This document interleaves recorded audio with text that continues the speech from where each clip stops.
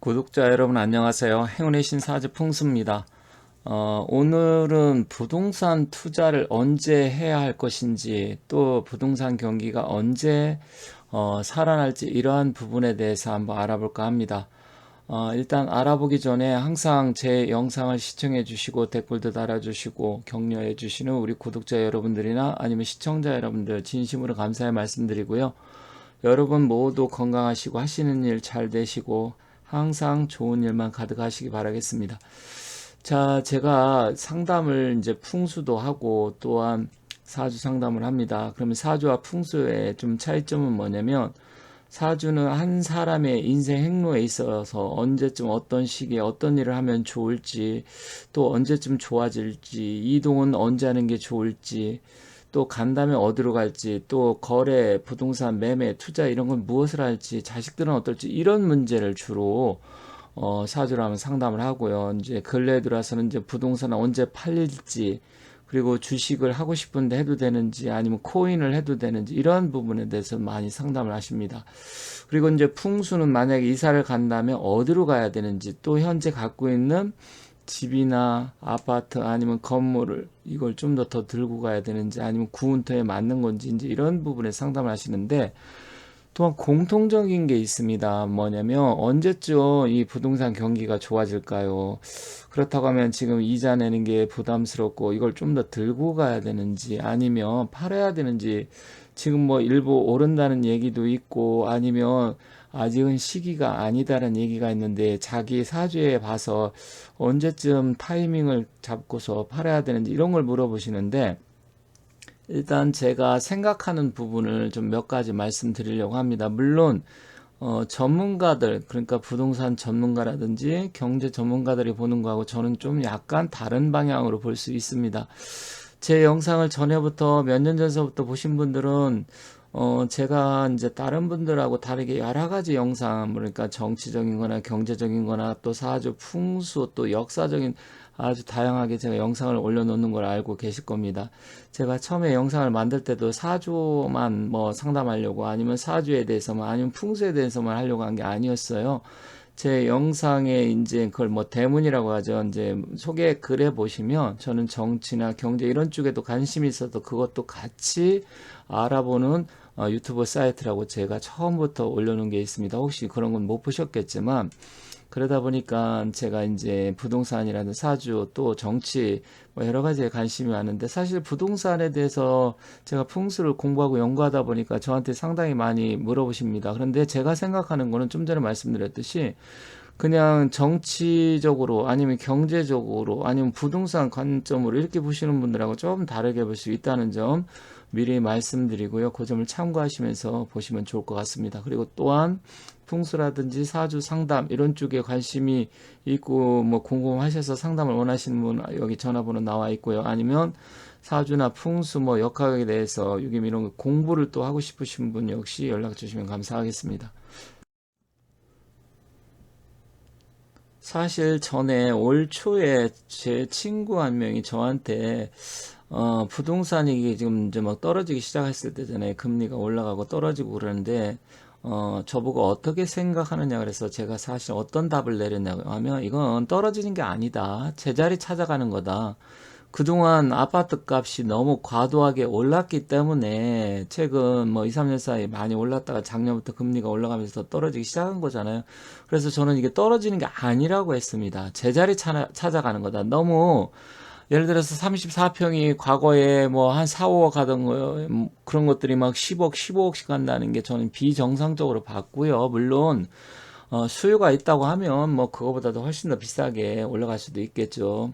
옛날에 유럽에서는 네덜란드 튤립 같은 경우도 그때 집 한 채 한 송이에 집 한 채 값도 올라간 적이 있고 또 뭐 때에 따라서는 뭐 지금 가상화폐 비트코인 이런 것도 처음에는 제가 처음에 알았을 때 100달러 돌파했었는데 그게 무려 8천만 원까지도 갔었고 그렇기 때문에 수요가 있다고 하면 당연히 비싸게 팔리는 건 당연합니다. 자본주의에서. 하지만 이건 과도하다고 저는 생각을 했습니다. 그래서 제자리를 찾아가는데 그러면 그게 언제까지 갈 것이냐. 그런데 최근에 좀 특이점이 있습니다. 특이점이 뭐냐면 지금 여기도 보시면 5, 6월 달 전국 아파트 값이 상승거래 비중이 57%이고 서울은 66%가 다시 올랐다. 그러면 이게 정말 실제로 이렇게 올라가지고 많은 사람들이 활발한 거래가 이루어지고 있는 거냐? 이건 다른 차원입니다. 주가도 그렇고요. 아파트도 그렇고 얼마든지 호가를 올리고 실제로 어느 정도 작전 세력이 끌어올릴 수가 있습니다. 그래서 저는 지금 제가 상담하는 분들한테 아직 동요되지 마세요. 이건 허수입니다. 실제로 올라가는 게 아닙니다. 다시 또 한번 주춤할 수가 있다. 저는 이렇게 말씀을 드리고 있어요. 물론 이게 제 생각이 틀릴 수도 있습니다. 지금부터 다시 해서 계속 상승할 수도 있지만 제가 보는 관점에서는 뭔가 이거는 우리가 뭐 안 좋은 말은 아니지. 일본 말로 옛날에 막 그런 얘기를 많이 썼는데 야로가 있다. 즉 뭔가 이게 허위적으로 누가 인위적으로 장난을 친다 이런 느낌이 저는 사실 많이 듭니다. 그래서 제 영상을 보시는 분들이 잘 판단하셔야 될 게 제가 뭐 아파트를 지금 사세요 아니면 사지 마세요 이런 말씀 드리는 게 아니라 제가 나름대로 이런 이제 명리학이라든지 미래 예측학이라고 하잖아요. 세상 돌아가는 거 이렇게 보다 보면 물론 뭐 제가 100% 제 말이 맞고 무당처럼 신내림 받아가지고 뭐 신이 알려주고 뭐 그런다 그러면 뭐 제대로 맞출 수 있는 사람도 있겠지만 그런 거 아니고 학문적으로 공부를 하다 보면 조금 보는 눈이 생기는데 일단 제 눈에는 뭔가 이건 허수다. 정말 좀 전에 말씀드렸듯이 야로가 있다 이렇게 봅니다. 아직 때가 아니다 이렇게 생각합니다. 그렇다고 하면 제가 이 때가 아니라고 생각하고 제가 생각하는 상승 시점은 언제인지 지금부터 그러한 부분에 대해서 한번 말씀드리도록 하겠습니다. 자, 한 가지 간단하게 더 말씀드릴게요. 여기 기사를 보면 연합뉴스에서 최근에 나온 건데 서울 아파트 값이 5주 연속 상승을 했다고 합니다. 지방은 아직은 온도차가 있다고 하니까 지방은 약간 내리고 있는데 그리고 전국의 전세가는 제자리다. 서울도 상승폭이 축소가 됐다. 물론 뭐 상승하는 지역도 있고 떨어지는 지역도 당연히 있겠죠. 하지만 이게 대세 상승이냐 아니면 잠시 일시적으로 우리가 등산을 갈 때 계속해서 올라갈 수 없잖아요. 주식도 마찬가지도 오르락 내리락 하면서 가는 건데 지금이 내려가는 시점이냐 아니면 올라가는 시점이냐.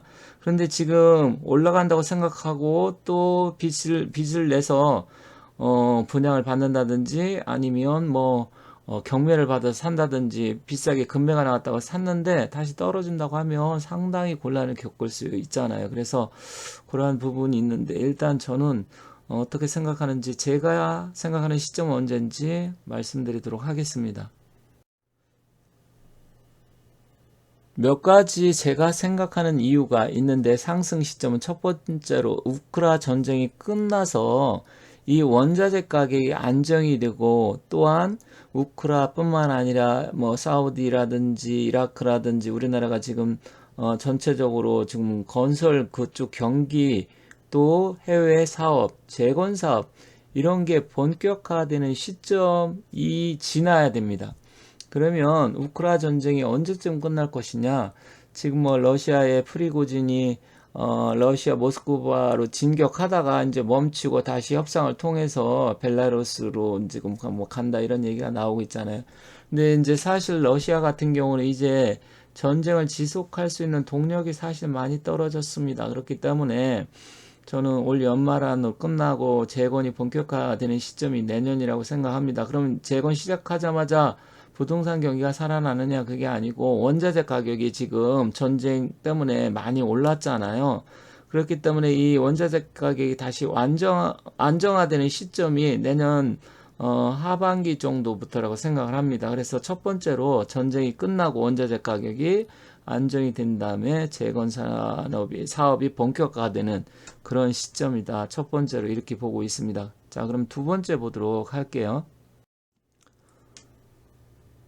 자, 또 굉장히 중요한 게 있습니다. 지금 기준금리가 저는 지금 우리나라 같은 경우 한국은행 중앙은행 기준금리가 지금 오른쪽 보면 3.5%이고 미국은 FRB에서 이게 지금 한두 번 더 올릴 수 있다 이렇게 이야기가 나오고 있는데 그렇게 되면 5.5%뭐 이상 갈 수 있겠죠. 그러면 우리나라가 금리 차가 무려 2%가 납니다. 물론 미국이 올린다고 해서 우리나라 올려야 되느냐?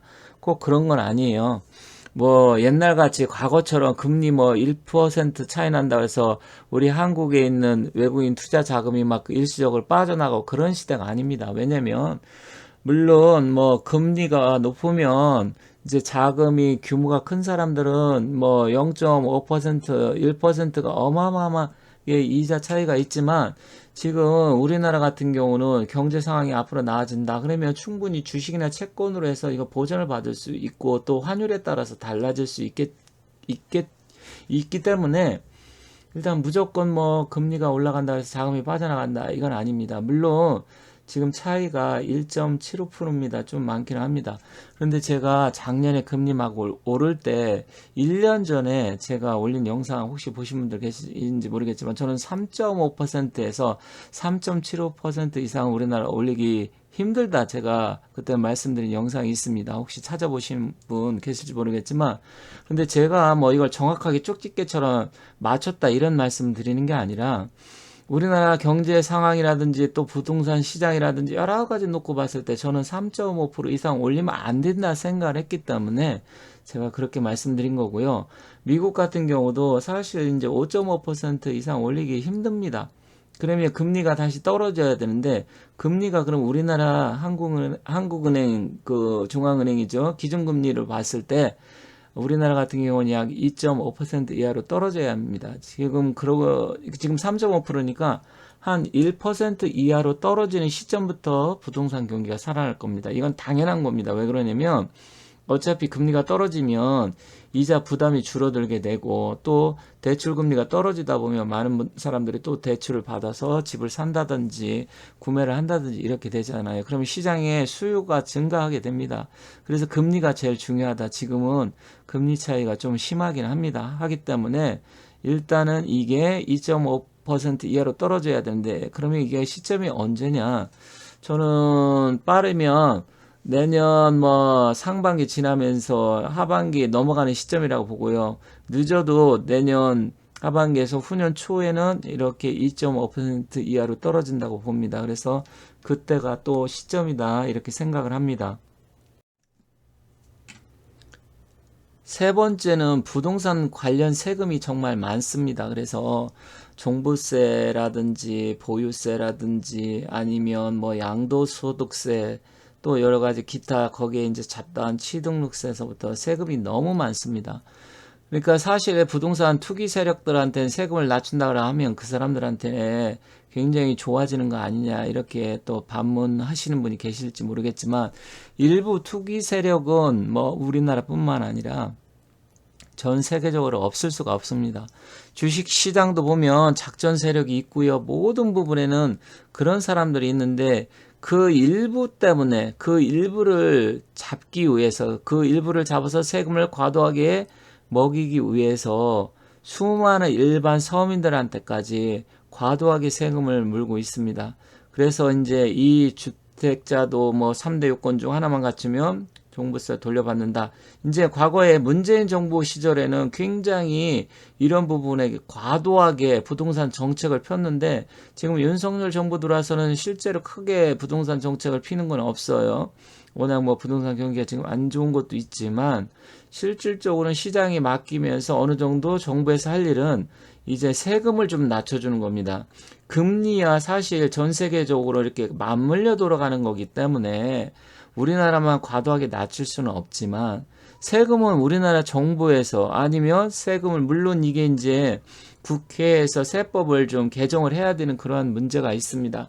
그렇지만 어쨌든 정부 입장에서 낮춰줄 수 있는 부분은 세금을 낮춰준다고 하면 부동산 경기가 활성화된다고 생각을 합니다. 그래서 부동산 관련 세금을 낮춰야 되고 그 시기도 저는 내년 뭐 하반기 가면 조금 바뀌지 않을까 이렇게 봅니다.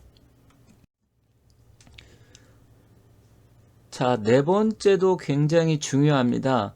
24년 4월 달에 국회의원 선거가 있는데 지금 여기 올 3월 10일 날 기준으로 보면 더불어민주당이 172, 그 다음 국민의힘이 110, 그리고 뭐 오른쪽에 이제 정의당, 무소속 이렇게 있습니다. 무소속도 사실은 민주당 쪽에 관계된 사람들이 더 많죠. 그러다 보면 사실 민주당이 거의 뭐 180석에 가까운데 우리나라 역사 이래로 한쪽 정당이 이렇게 많은 의석을 가진 거는 처음입니다. 그래서 저는 사실 제가 다른 영상에도 올려놨지만 이건 100% 부정선거다. 저는 그렇게 보고 있어요. 물론 그렇게 생각 안 하시는 분도 계시겠지만 제가 사실 그때 딱 했을 때 그 결과 나왔을 때 제가 다른 사람들한테 이건 잘못됐다. 이건 뭐 부정선거 그때 막 한참 이슈화 되기 전에 저는 그렇게 생각을 했었기 때문에 이렇게 나올 수가 없습니다. 이거는 뭐 제 내피셜이 아니라 제가 이제 나중에 기회가 있을 때 또 이제 내년 총선에 관계된 것을 영상을 올리겠지만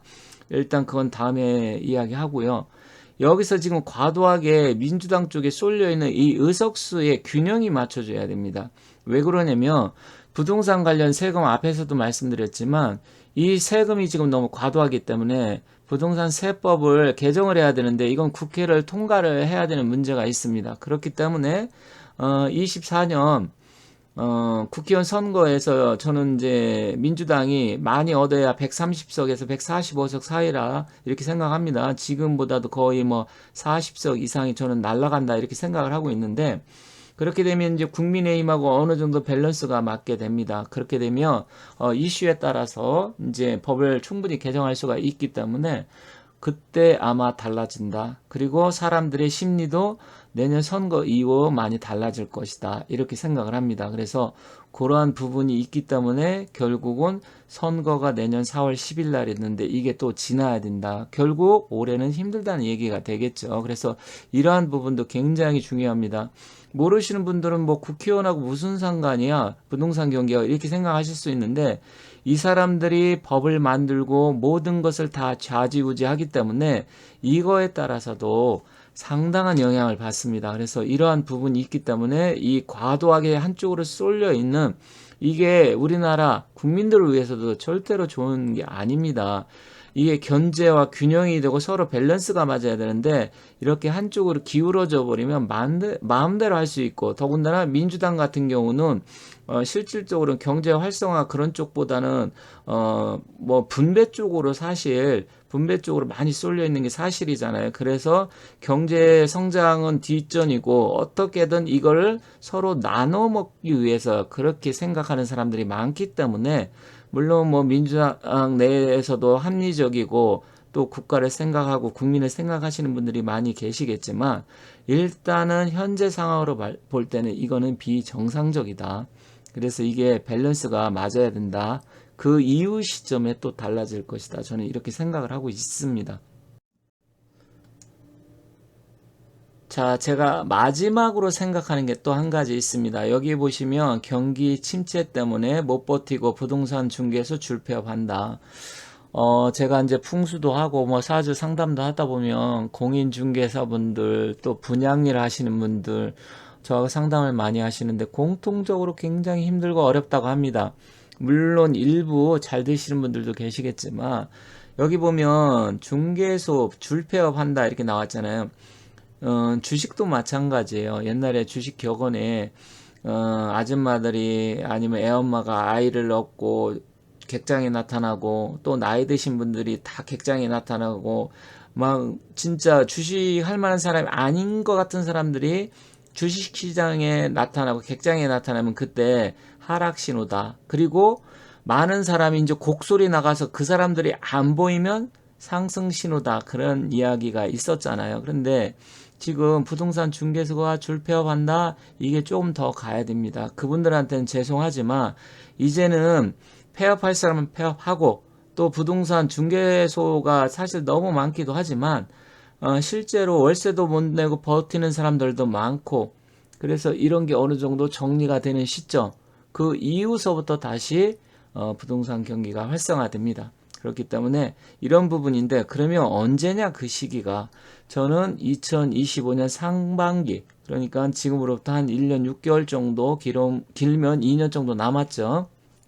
그래서 저는 2025년 상반기부터 본격적인 상승이 예상되는데 타이밍은 그러면 언제냐? 타이밍은 아마 내년 초가 될 것이다. 국회의원 선거 전으로. 왜냐면 일단 본격적으로 상승하기 시작하면 가격이 올랐기 때문에 좀 사기가 힘들어요. 그래서 내년 초쯤에 움직이면 조금 내년 하반기까지는 뭐 약간의 변동 오르락내리락 하면서 2025년 이후 가서부터는 서서히 다시 상승을 하게 될 것이다. 이렇게 말씀드리면서 정리하도록 하겠습니다.